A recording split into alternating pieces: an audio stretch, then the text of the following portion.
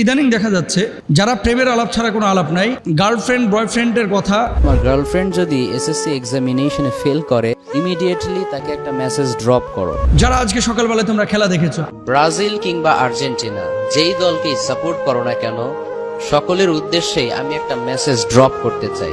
আমি বলি কি যে এমন কথা বলে শুধু মেসেজ ড্রপ করার কথা, ওকে থানায় ড্রপ করেন অথবা ওকে পাবনা পাগলা গারদে ড্রপ করেন। একটা রেফারেন্স নাই, একটা আয়াত নাই, কোরআনের কোনো দলিল নাই, পুরোটাই খালি ড্রপ আর ড্রপ, পুরোটাই ড্রপ আর ড্রপ। আরে আপনি সিনেমার একটা কথা বললেন, তুফান মুভিতে সাকিব খানকে জিজ্ঞাসা করা হয়েছিল তুই কি চাস, উত্তরে সে বলেছিল পুরো দেশ। এই যে এই ধরনের অনেক বিষয়গুলো তারা বিভিন্নভাবে বিভিন্ন উপায়ে দর্শকদের সামনে, মানুষের সামনে, জাতির সামনে পেশ করছে। আমি এই ছেলেটাকে যেই মেসেজ ড্রপ বলেন, আপনিও চিনেন আমরাও চিনি, একে আলেমই মনে করি না। আর যখন আপনি ধর্মীয় লেবাস পরে আবেদ আলীর মতো, যখন আপনি টুপি পরে পাঞ্জাবি পরে দাড়ি রেখে আপনি যখন এই ধরনের কোনো কাজ, কোনো কর্মকাণ্ড করবেন, তখন মানুষ মনে করবে এটাই ইসলাম।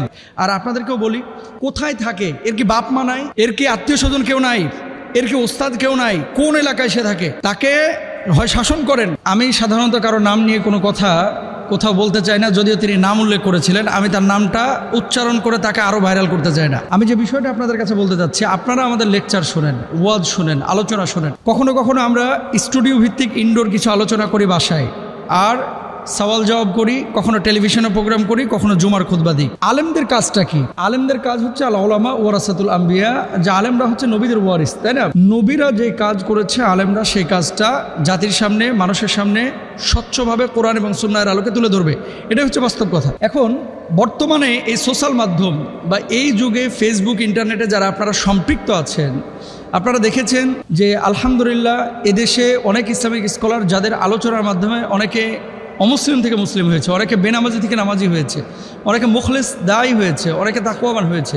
আর কিছু কিছু মানুষকে ইদানিং দেখা যাচ্ছে যারা প্রেমের আলাপ ছাড়া কোনো আলাপ নাই, গার্লফ্রেন্ড বয়ফ্রেন্ডের কথা, সিনেমার গল্প করা, ফুটবলের গল্প করা, এই যে এই ধরনের অনেক বিষয়গুলো তারা বিভিন্নভাবে বিভিন্ন উপায়ে দর্শকদের সামনে, মানুষের সামনে, জাতির সামনে পেশ করছে। আল্লাহর নামে হলফ করে বলছে, আমি 3 বার বলতেছি, আল্লাহর কসম, আল্লাহর কসম, আল্লাহর কসম, আজকে ওমরের জামানা যদি থাকতো, তাহলে হয়তোবা যে অপরাধী এইভাবে ইসলামকে কটাক্ষ করছে, হাসির পাত্র বানাচ্ছে, তাকে হয়তোবা ওমর রাদিয়াল্লাহু তাআলা আনহু কড়া শাসনের মুখোমুখি করে হয় জেলখানায় পুরে দিতেন অথবা তাকে কতল করে ফেলতেন। এরকম যারা ইসলামকে তামাশার পাত্র বানায়, যারা এই কথাগুলো বলতেছে, কখনো ব্রাজিলের কথা বলতেছে, আর্জেন্টিনার কথা বলতেছে, যারা আজকে সকালবেলায় তোমরা খেলা দেখেছো, আবার বলতেছে যে গার্লফ্রেন্ডকে মেসেজ ড্রপ করার কথা। আমি বলি কি যে এমন কথা বলে শুধু মেসেজ ড্রপ করার কথা, ওকে থানায় ড্রপ করেন অথবা ওকে পাবনা পাগলা গারদে ড্রপ করেন। একটা রেফারেন্স নাই, একটা আয়াত নাই, কোরআনের কোনো দলিল নাই, পুরোটাই খালি ড্রপ আর ড্রপ, পুরোটাই ড্রপ আর ড্রপ। জায়েজ আছে এই সমস্ত বিষয়? আরে আপনি সিনেমার একটা কথা বললেন যে অমুক সিনেমা এই ঈদে মুক্তি পেয়েছে, আপনি যখন এই সিনেমার নেগেটিভ 4-5টা বিষয় বলবেন, অনেক শ্রোতা আছে এটা ক্লিক করে দেখতে চাইবে যে আসলে হুজুর এটা বলেছে, একটু খুলে দেখি না কি আছে আসলে, তার মানে আপনি উৎসাহিত করেছেন। আমি বলি রাসূল আকরাম সাল্লাল্লাহু আলাইহি ওয়াসাল্লাম এই সমস্ত আলেমদেরকে, দায়ীদেরকে, যারা এমন কাজ করেছেন, তাদেরকে কি বলেছেন একটু দেখেন। এরা দাজ্জালের চাইতেও মারাত্মক। জোরে সরে বলেন নাউযুবিল্লাহ। আল্লাহর হাবিব সাল্লাল্লাহু আলাইহি ওয়াসাল্লাম এদেরকে দাজ্জালের চাইতেও মারাত্মক বলেছেন। দেখেন রাসূল আকরাম সাল্লাল্লাহু আলাইহি ওয়াসাল্লাম বলেছেন, এমন কিছু রয়েছে যেটির ব্যাপারে আমি আমার উম্মতের জন্য দাজ্জালের অপেক্ষাও বেশি ভয় পাই। নবীজি বলছেন যে পরবর্তীতে এমন কিছু মানুষ আসবে যে মানুষগুলো দাজ্জালের চাইতে মারাত্মক হবে।